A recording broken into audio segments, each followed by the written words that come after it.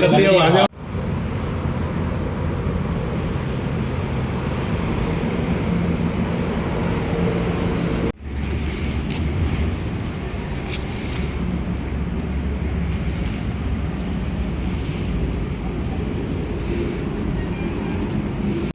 वही कार्मिक जिनमें मैंने कहा कि बहुत सारे प्राइवेट लोग हैं, बहुत सारे उसमें फ़ौजी होते हैं, एक्स फ़ौजी, संविदा कर्मी, ये लोग ट्रकों से वसूली करते हैं। इंस्पेक्टर तो एक जगह बैठे होते हैं, ये लोग वसूली कर रहे होते हैं। तो ये जो वसूली कर रहे होते हैं उनसे हमने बाकायदा ट्रैप की कार्रवाई की है। जो मैंने कहा कि इसमें हमने जो ड्राइवर को बाकायदा जो हमारी प्रॉपर प्रक्रिया होती है उस प्रक्रिया से ट्रैप की कार्रवाई करी, रंगे हाथ पकड़ा है गजेंद्र सिंह नाम के आदमी को।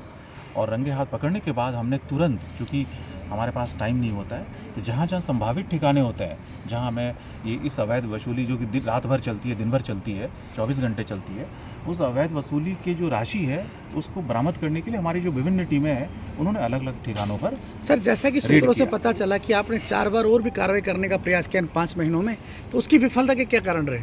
नहीं, कार्रवाई हमारी विफल नहीं हुई। देखिए, कई बार क्या होता है, हमारी ये टैक्टिकल रिट्रीट होती है। कई बार हम देखते हैं कि एक तो हम रेकी कर रहे होते हैं, वो हम कार्रवाई के लिए नहीं आ रहे थे, हमेशा रेकी के लिए भी आ रहे थे, और उसके साथ साथ हम अपनी सूत्र सूचना को सत्यापन के दौरान पुख्ता कर रहे होते हैं। इसके लिए, और वो विफलता नहीं होती। कई बार हम देखते हैं कि हमें कार्रवाई कब करनी है, ये तो हमारा एक सर, अभी सरकारी ड्यूटी पे थे जिनको आपने भी पकड़ा है, उनके पास से कुछ मिला? हाँ, उनके पास से बरामद हुए हैं, इसलिए उस संबंध में हम पूछताछ करेंगे सबके पास जो पैसे। सर, ये पैसे क्या सभी इंस्पेक्टरों के बीच बंटते थे या ऊपर तक जाते थे? क्या अभी तक कुछ निकल गया? उसकी जो आप बताओ इसके बाद। आप उसके लिए अभी पूछताछ कर रहे हैं, और जो भी इनका जो रिकॉर्ड है, साक्ष्य हैं, उनका एनालिसिस करेंगे, उसके बाद में। सर, अंतिम सवाल ये है कि क्या कुछ ट्रांसपोर्टरों की भी भूमिका संदिग्ध मिली है कि वो जुड़े रहे हैं उनसे, इस तरह की बात? ये सब अभी जैसे हमारा जो तकनीकी साक्ष्य जो हमारे पास चल रहे हैं उनसे एनालिसिस करके। नहीं, जो ट्रांसपोर्टर है और जो आप जिसको दलाल बता रहे, उसके घर से कितनी राशि?